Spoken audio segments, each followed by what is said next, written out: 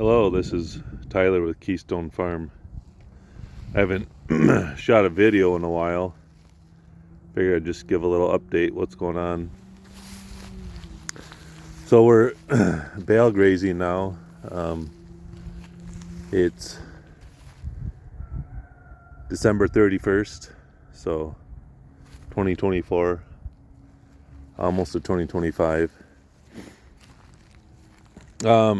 This is what we're doing for our bale grazing. We're using a bale ring, which I know is not ideal, but this is my brother's setup, and I think it's still better than feeding in a feedlot type situation or in a barn or whatever. And it does work better with cows. He did have sheep with the cows, and it just doesn't work as good with sheep. Sheep get in there and stand on the bale and soil it. So he separated the sheep. They're in a different area. He elevates the bale so they can't get up on top of it. He actually is selling his sheep, so if anyone's interested. So yeah, I guess the reason to do it this way and not unroll the bales is less labor intensive, and he doesn't really have a way to unroll it right now. So you do get some of this going on where it's a little bit too much hay.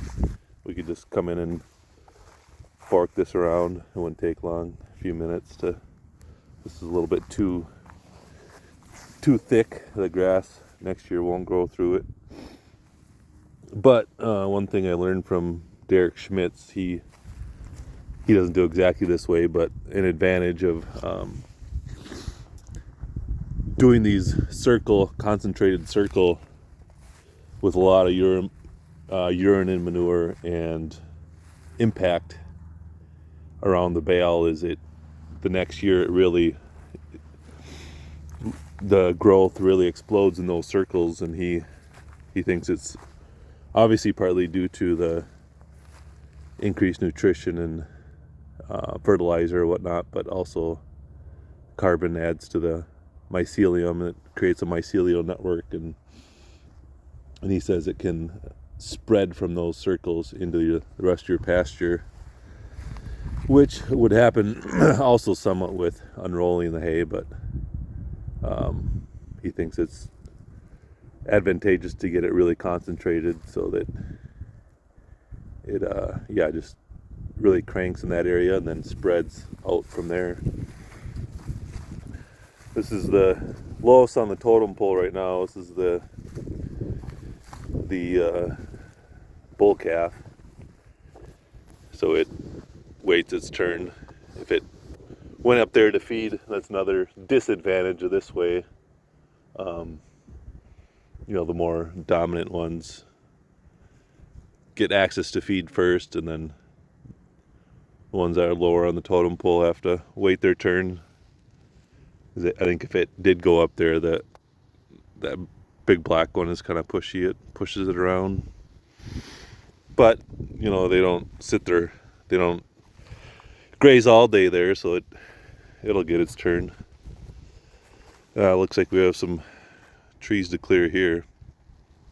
Just haven't got around to it. I was going to show also how we have the bale set up. I know there's a lot of different ways to set up bales, and this winter we're just giving them the whole paddock. We're not moving them at all. It's a pretty good sized paddock, probably 3-4 acres, maybe more, 5. So we're using gravity to our advantage. So he put a 2-strand poly wire below this tree row where I have a bunch of fruit and nut trees planted. And then looks like he plans on feeding most of the bales out this way. When he brought the bales out here, it was a little bit wet, so it made some ruts, but probably just unroll some hay on it and it'll be fine. Another advantage of having sheep if we had sheep out wintering here, all these stalks are would the sheep would strip those pretty good and eat them. So not that I'm against stalks, but they eventually would maybe take over. It just sets them back a little bit so they don't take over. So yeah, you put 2-strand poly braid and then the bale is right above it, so we can use the hail to our advantage. All he does is lowers, takes off these strands and then rolls the bales downhill to a spot and then puts the bale ring around it. So that's just one easy way to do it. I know some guys they'll fence off the areas that they're not to yet. That's just more labor. This way it's easy to lower the fence, push the bale over, and put a bale ring around it. This area in particular does need a lot of work. It's never grown much. It's mainly smooth brome, which is good, but it's always been sparse and had a lot of moss. You can see the cows have eaten down more of the bunch grasses, the Timothy and what would it be? Timothy and orchard grass, which will set it back a little bit. But this is over 20 bales there. Once we feed all those out in this area, give it a rest, and it'll come back good. Cold front moving in. It's been a pretty mild winter so far, but looks like it'll be cold for a while. It's my first video shooting with cold and no gloves, so I've been switching hands.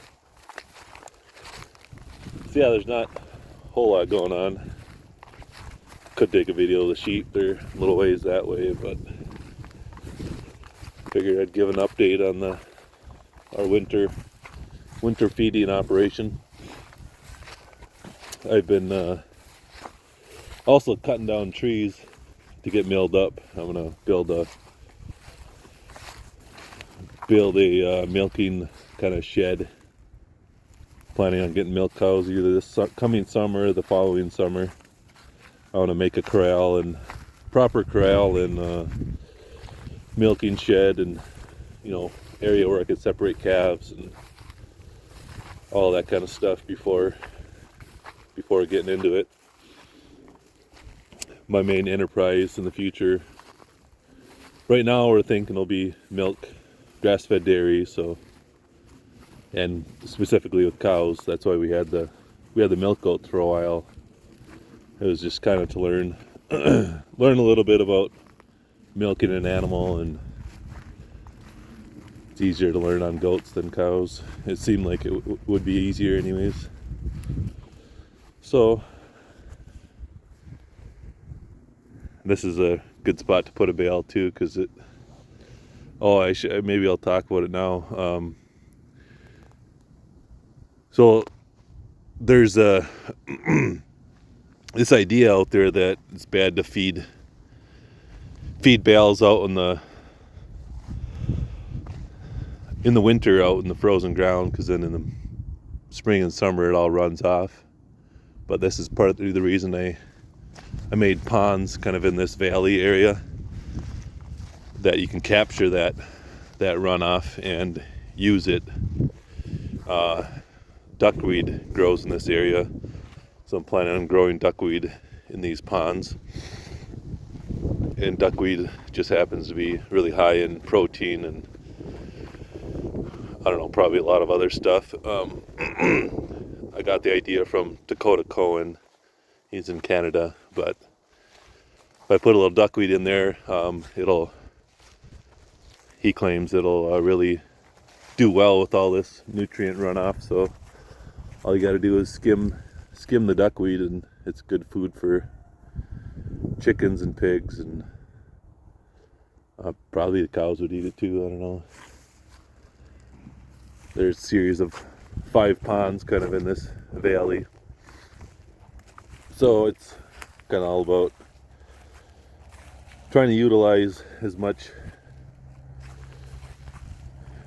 or minimizing waste, trying to find ways to utilize everything. Yeah, I don't think I think it's very beneficial to feed animals out in the open. They much prefer it too.